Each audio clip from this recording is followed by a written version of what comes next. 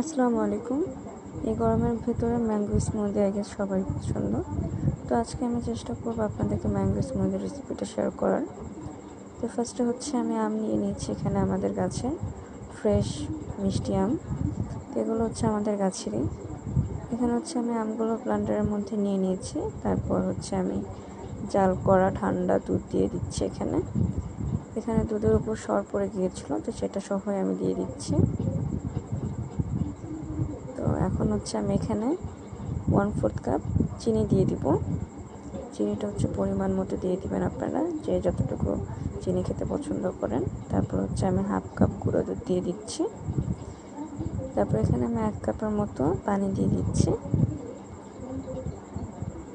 তো এখানে আমার সব দেওয়া শেষ। এখন এটাকে আমি ঢেকে ব্লেন্ডার করে নেব।